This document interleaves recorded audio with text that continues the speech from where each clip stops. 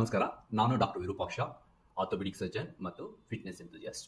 ಇವತ್ತಿನ ವಿಷಯ ಬಾಳೆಹಣ್ಣು, ಬಾಳೆಕಾಯ.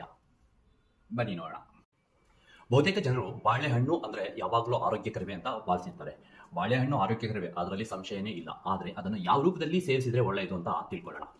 ಬಾಳೆಕಾಯಿ ಹಣ್ಣಾಗಿ ಪಕ್ವವಾದಂತೆ ಅದರಲ್ಲಿರುವ 80 ರಿಂದ 90% ಸ್ಟಾರ್ಚು ಸಕ್ಕರೆಯಾಗಿ ಪರಿವರ್ತನೆ ಆಗುತ್ತೆ. ಅಂದರೆ ಗ್ಲೂಕೋಸ್, ಫ್ರಕ್ಟೋಸ್, ಸುಕ್ರೋಸ್ ಹೀಗೆ. ಒಂದು ಮಧ್ಯಮ ಗಾತ್ರದ ಬಾಳೆಹಣ್ಣಿನಲ್ಲಿ 12 ರಿಂದ 15 ಗ್ರಾಂ ಸಕ್ಕರೆ ಇರುತ್ತೆ. ಇಲ್ಲಿ ನೋಡಿ, ಇಷ್ಟೊಂದು ಸಕ್ಕರೆ. ಇಷ್ಟು ಸಕ್ಕರೆಯಲ್ಲಿ 5 ಕಪ್ ಟೀ ಮಾಡಬಹುದು. ಬಾಳೆಹಣ್ಣಿನ ಗ್ಲೈಸಿಮಿಕ್ ಇಂಡೆಕ್ಸ್ ನೋಡೋದಾದ್ರೆ 50 ರಿಂದ 74 ಇದೆ. ಇದು ಹೈ ಗ್ಲೈಸಿಮಿಕ್ ಇಂಡೆಕ್ಸ್ ಇರುವ ಆಹಾರಗಳ ಪಟ್ಟಿಗೆ ಸೇರುತ್ತೆ. ಶುಗರ್ ಸ್ಪೈಕ್ ಆಗುವ ಸಾಧ್ಯತೆ ಇರುತ್ತೆ. ಇಷ್ಟೊಂದು ಸಕ್ಕರೆ ಅಂಶ ಇರೋ ಬಾಳೆಹಣ್ಣನ್ನ ಸಕ್ಕರೆ ಕಾಯಿಲೆ ಇರುವವರಂತೂ ತುಂಬಾ ಎಚ್ಚರದಿಂದ ಸೇವಿಸಬೇಕು.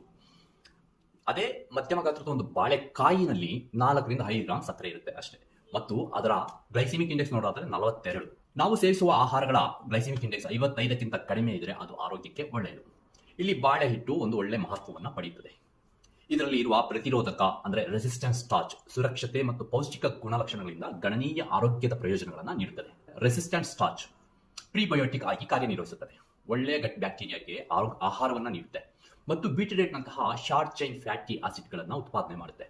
ಇದು ಇನ್ಫ್ಲಮೇಷನ್ ಅಂದ್ರೆ ಉರಿಯೂತವನ್ನ ಕಡಿಮೆ ಮಾಡುತ್ತೆ ಮತ್ತು ಜೀರ್ಣಕ್ರಿಯೆಯನ್ನು ಬೆಂಬಲಿಸುತ್ತದೆ. ಕಡಿಮೆ ಗ್ಲೈಸಿಮಿಕ್ ಸೂಚ್ಯಂಕದೊಂದಿಗೆ ಬಾಳೆ ಹಿಟ್ಟು ಇನ್ಸುಲಿನ್ ರೆಸಿಸ್ಟೆನ್ಸ್ ಅನ್ನ ಸುಧಾರಿಸುತ್ತದೆ ಮತ್ತು ಬ್ಲಡ್ ಶುಗರ್ ಸ್ಪೈಕ್ ಗಳನ್ನು ತಡೆಯುತ್ತದೆ. ಡಯಾಬಿಟಿಸ್ ನಿರ್ವಹಣೆ ಮತ್ತು ತೂಕ ನಿಯಂತ್ರಣಕ್ಕೆ ಇದು ತುಂಬಾ ಒಳ್ಳೆಯದು.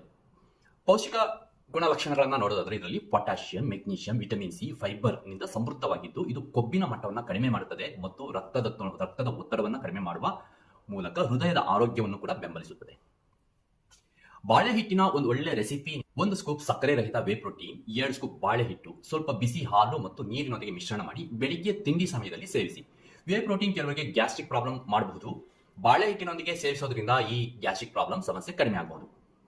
ಸಕ್ಕರೆ ಕಾಯಿಲೆ ಇರುವವರಿಗೆ ಅಂತೂ ಈ ರೆಸಿಪಿ ತುಂಬಾ ಒಳ್ಳೆಯದು.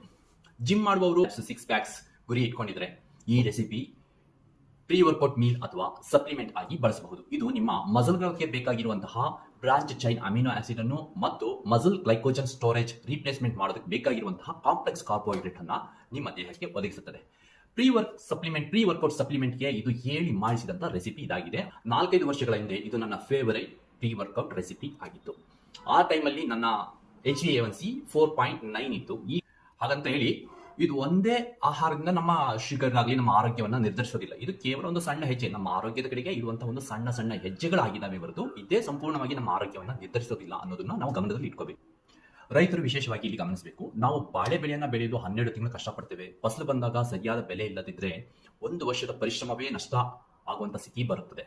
ಅಂತ ಸಂದರ್ಭಗಳಲ್ಲಿ ಬಾಳೆಕಾಯಿಯನ್ನ ಹಿಟ್ಟಾಗಿ ಪರಿವರ್ತನೆ ಮಾಡಿ ಮಾರಾಟ ಮಾಡುವುದರಿಂದ ಹೆಚ್ಚಿನ ಮೌಲ್ಯ ಸೃಷ್ಟಿಯಾಗುತ್ತದೆ.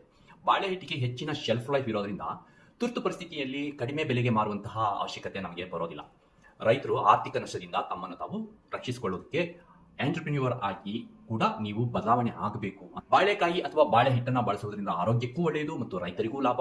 ಬಾಳೆಹಣ್ಣನ್ನ ಸ್ವಲ್ಪ ಮಿತವಾಗಿಯೇ ಬಳಸೋಣ.